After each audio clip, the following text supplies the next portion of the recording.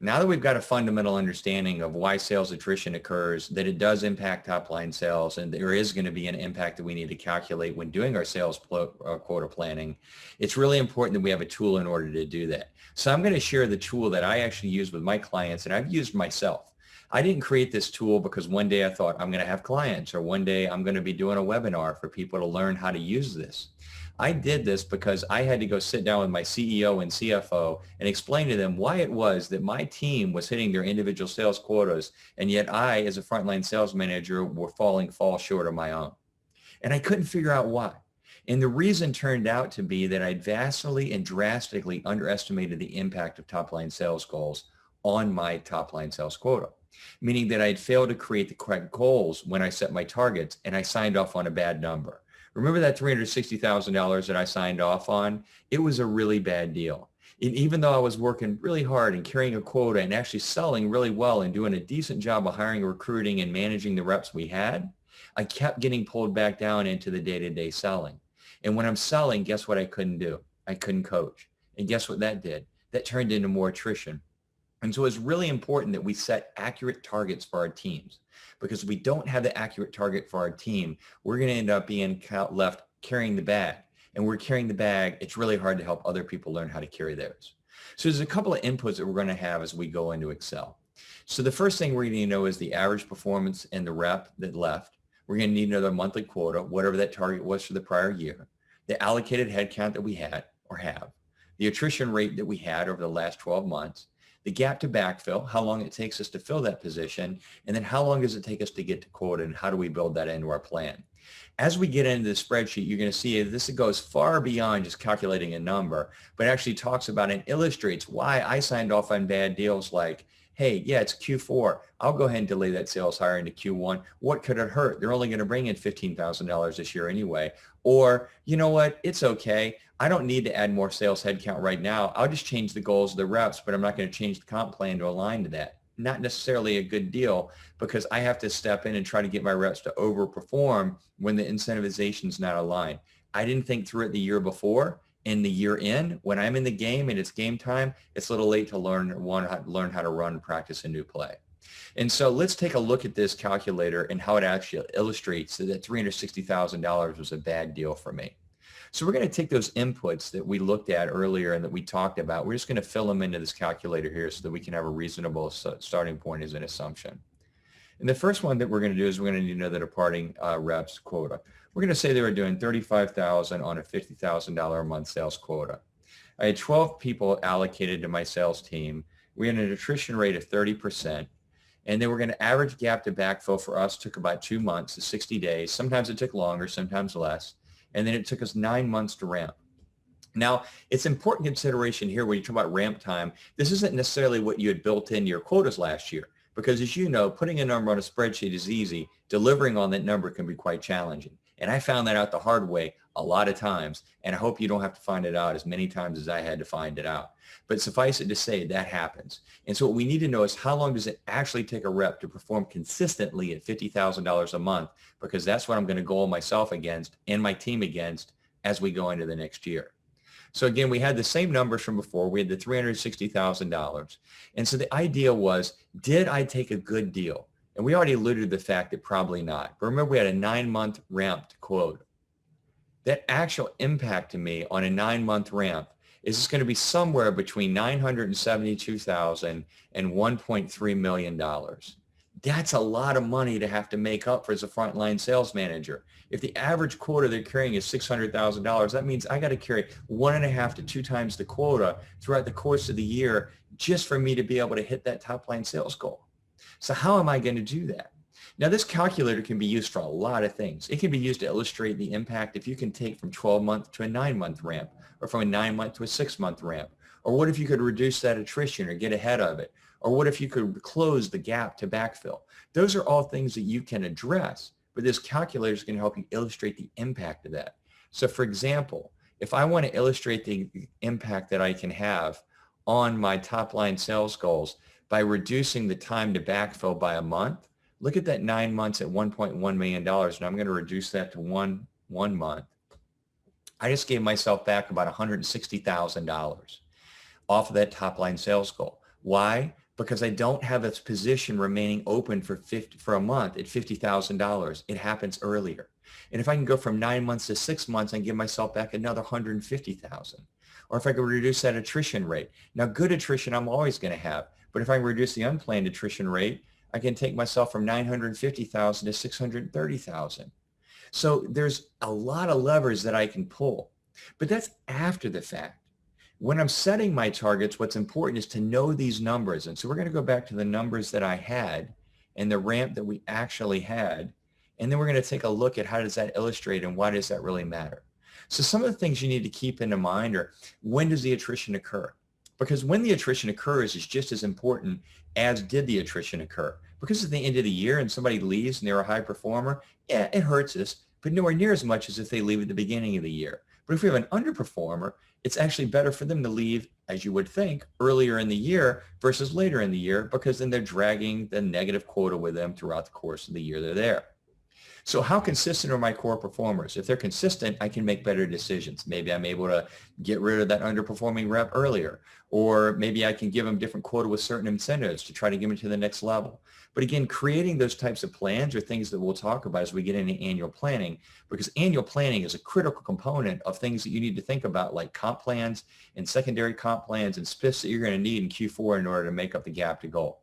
But let's take a look really quickly at why this is so important and how you can use this calculator in order to drive your quotas and set your goals.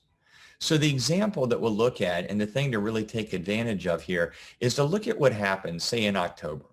And so it's October right now, and let's say that they say, we're going to do a hiring freeze right now.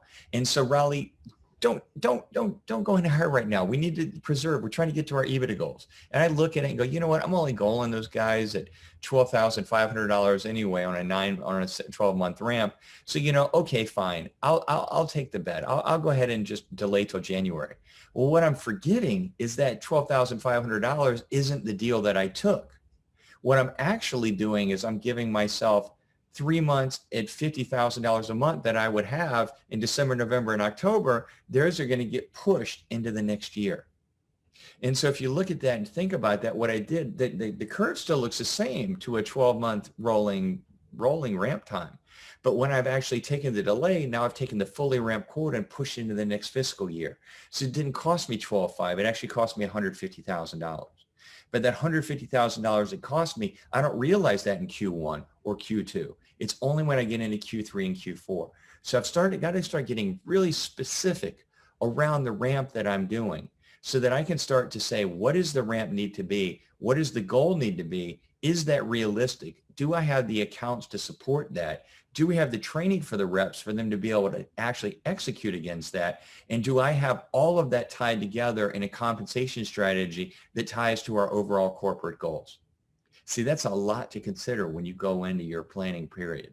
And this calculator can help you because it's going to give you the very specific insight into when that's going to happen.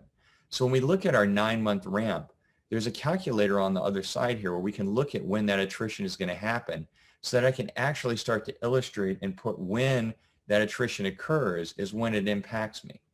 And so when I look at this, for example, and say that I was going to lose somebody, say we'll lose somebody in Q1, I'm going to lose 2 over the summer, and I'll probably lose another one at the very end of the year. Seems to always happen. So my total impact there is somewhere in the neighborhood of $1.1 million. So if I look at my top line goal and I say it's 7.2 million, and I know it's a $1.1 million that I'm going to be in a deficit because of attrition, then I need to do a few things. Maybe I need to invest more money in training so that we don't lose as many people, or they can ramp quicker, which is going to shrink that number. But if that's the number I'm going to be stuck with, then I need to make sure that at least the manager number that I'm forecasting is going to be somewhere in the neighborhood of $6.1 million. And if we need to add more numbers to that top line sales because that's the company objective, then I need to be confident to go back and say, I need 2 more headcount or 3 more headcount. But keep in mind that those headcount are going to come in and start performing from day one. Back to the idea of the ramp, they start at $0 and then 5,000 and 10 and 15 and 20 and so on and so on and so on until they get to the final quota. And the later in the year, the bigger the impact. And that's why we need to get ahead of this and this attrition and why it's so absolutely critical to do so. So I know this is a bit of an eye chart, But if you'd like to, I'll put links in this that you can schedule a consulting call with me, and I'll be sure to walk you through this and help you calculate your own numbers. Because I know firsthand how difficult it was when I sat down and did my planning. And this is just one of a number of calculators that I can introduce you to and that we'll do throughout different trainings that I'm going to put online. But this one is just around attrition calculator, understanding that top line number. But we can also look at the impact of vacation. What is that gap to goal? How do we close it? How do I start to take my territories and put them looking at last year and modeling that to this year? How do I look at the days of the week and the number of selling days in the month and how that calculates? And we'll even address the myth of seasonality in upcoming webinars. But for now, we just want to touch on the point that impact of attrition is a lot more than you likely think that it is. The other thing that I've done is I've created a calculator online. And so this calculator is available. It'll be available as a link. It should be embedded into this presentation. And so you'll have the ability to go and do your own online. Now, this is nowhere near as accurate as the Excel spreadsheet because it doesn't take in all the factors. But it does at least give you a ballpark idea of the gap goal that you're going to need to fill as you look at starting to create your plans for the year ahead. So we've covered a lot of ground. We've talked a lot about the impact of sales attrition. We talked about some of the different inputs that we need to have in order to make sure that we have an effective sales kickoff team and we set effective targets for our goals. But what we want to do now is we want to talk a little bit more around some of the quota plans and the goals that we have, some of the things that we need to have in order to go into our pocket as we go into our planning. And I did this because I know firsthand, again, what it's like to be a frontline sales manager. And we're often undertrained and overworked. I mean, no other promotion so early in our career happens that our jobs change so fundamentally from going someone who produces revenue to helping other people to produce revenue, but also having to learn to work with marketing and do one-on-one and deal coaching and forecasting and pipeline and deals and win-loss reports and quarterly business reviews and hiring, recruiting and training. And oh my, there's a lot. There's a lot that goes into your job as a frontline sales manager. And because of that, there's a number of different tools and a number of different workshops that we're going to show as we go deeper into our trainings and in coming modules. So we'll take a look at some of these because they do directly impact the quotas that you're going to set. They'll be illustrated here and you can take a look at them and feel free to utilize them as they exist here, or feel free to reach out and I'm happy to take you through what they are. The first thing that you're going to need to look at is the client life cycle. Now, the client life cycle can be a really challenging thing for companies to wrap their head around. But essentially, most of us think about the sales process as it pertains to the sales process, meaning converting leads into the first customer. But we often don't think about that customer's their freshman year, the very first year they're a part of us, or what we do and how we renew them in the process for that. That's a process that I put in place, but it's something to think about as you start to drive and develop and build out your sales team and you build out your sales plan for the year. So that client life cycle is going to be really important to map out. The second thing is, do you have a mechanism in place for your sales reps as they go deeper into the year?